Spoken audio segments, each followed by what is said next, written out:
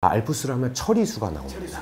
핵종이 처리된 게 나옵니다. 제거가 된 물이 나오는데요. 근데 그 과정 중에 삼중수소만 따로 희석을 할 수가 없으니까 이미 처리수에서 낮아진 그 농도의 물이 또 한 번 희석이 돼서 전체적으로는 저희가 안전한 그 물이 나온다라고 보실 수가 있겠습니다. 조심스럽게 제가 다루는 게요. 세상의 모든 건 양의 게임입니다. 배기가스도 자동차 그 배기가스구에다가 코를 대고 살면 우리가 살 수가 없지만 이게 또 이 엄청난 저희의 대기의 양에게 희석이 되기 때문에 비록 건강에는 좋다 할 수 없지만 또 숨을 쉬고 살 수 있지 않습니까? 그런 것처럼 이 방사선이라는 것도 결국에 저희가 양을 얘기하지 않고 이게 위험하고 위험하지 않다라는 얘기를 한다는 거가 아주 기초적이지만 쉽게 그 공포에 잊어버릴 수 있는 사실인 것 같습니다. 방사선이 우리 인체에 어떤 식으로 이제 영향을 미치는가를 논할 때 일단 첫 번째로는 저희가 방사선을 바로 옆에서 직접적으로 마치 저희가 이제 차폐가 되어 있지 않는 사용해결료 옆에 인간이 가게 되면 높은 피복량을 받습니다. 그런 건 위험합니다.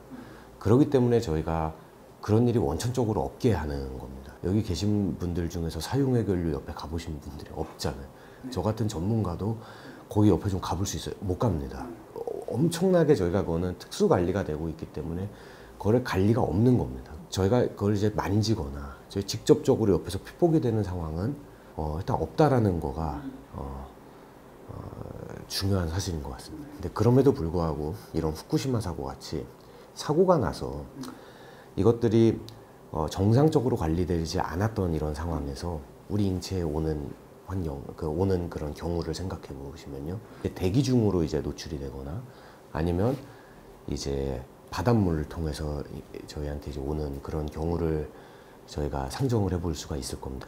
근데 이럴 때는 저희가 굉장히 중요한 것이 허용 기준치라는 것이 있습니다. 사람들이 다 연구를 해놔가지고 어느 수준으로 넘어가면 굉장히 위험하다.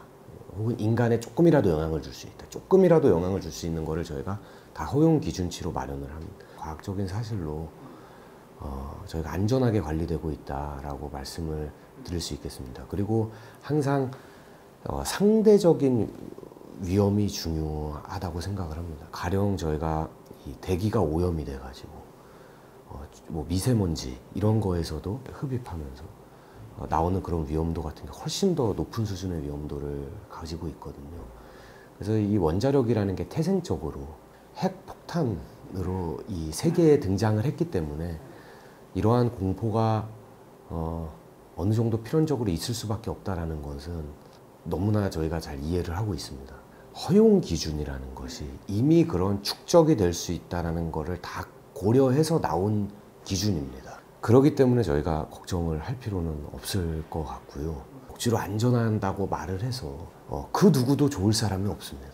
그래서 어떻게 보면 원자력에 계시는 분들이 이걸 더 보수적으로 저희가 바라보려고 하고 혹여나 있을 문제에 대해서 면밀히 검토를 하지만 적어도 지금 일어나고 있는 후쿠시마에서 나오는 이 방사선은 이게 그 일본에서 계획하고 있는 대로 제대로 관리만 이행이 된다면 문제가 없다고 말씀드릴 수가 있겠습니다. 정말 이게 안전하다면 방류를 해도 상관이 없다라고 보실 수가 있겠습니다. 예를 들어 저희가 그 화장실의 오물들을 결국에 희석을 해서 바다로 방류를 하는 시스템을 합니다. 방류가 돼도 전 세계 바다로 가면 그게 안전하다고 보고 하지 않습니까? 근데 그 질문을 누구도 화장실 물이 그렇게 안전하며 그냥 갖고 있어라라고 하지 않지 않습니까? 저는 그렇게 이걸 바라봅니다. 그거를 그렇게 질문하실 수도 있는데 또 반대로 이게 정말 안전하면 방류하는 것도 아무 문제가 없는 거 아닌가라고 저희가 볼 수 있다라고 말씀드릴 수 있을 것 같습니다. 지금 후쿠시마 원전을 냉각을 계속 지속적으로 시켜주기 위해서 그 냉각수를 주입하는 설비가 지금 이제 갖추어져 있습니다. 그래서 후쿠시마에 냉각수가 계속 주입이 되고 있고요. 그럼 물을 넣는 만큼 또 그만큼의 물이 넘쳐서 나오게 됩니다. 그래서 그 나오는 물을 지금 후쿠시마 원전에서 1차적으로 스트론튬과 세슘을 이제 제거하는 장비가 1차적으로 작동을 하고 있습니다.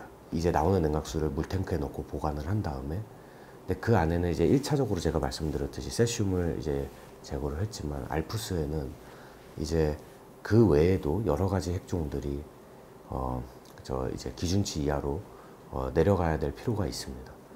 그래서 그거를 하기 위해서 알프스에는 62가지의 다핵종을 제거하는 설비로서 더 낮은 레벨의 핵종으로 낮추려고 저희가 지금 운영하는 장비라고 보시면 되겠습니다.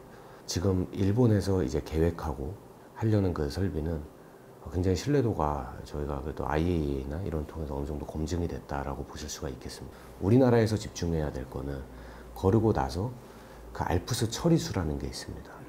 그 처리수의 그 핵종에 대한 양을 저희가 측정을 합니다.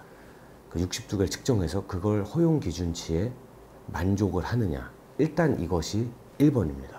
그리고 그거가 일본에서 투명하게 공개가 되고 저희가 잘 그거에 대해서 신뢰도를 우리나라가 갖고 있는 게 굉장히 중요할 거라고 보고요. 두 번째로서는 희석을 한 그 물의 농도를 저희가 확인을 하면 저희 입장에서는 신뢰성을 가질 수 있다. 알프스의 신뢰성이 어느 정도 담보됐다라고 저희는 안심을 할 수 있을 거라고 저희는 생각을 합니다. 제거가 된 물이 나오는데요. 그건 이제 기준치 이하로 이제 제거가 된 물이 나오고, 근데 그럼에도 왜 희석을 또 한 번 하느냐? 거기에 삼중수소가 있는데 그 삼중수소는 저희가 처리로는 나올 수가 없습니다. 삼중수소 수소기 때문에 가장 세상에서 작습니다. 제거를 못 한다면 희석을 시키자 해서 희석을 하게 됩니다. 근데 그 과정 중에 삼중수소만 따로 희석을 할 수가 없으니까 이미 처리수에서 낮아진 그 농도의 물이 또 한 번 희석이 돼서 굉장히 저희가 안전한 물이 나온다라고 보실 수가 있겠습니다.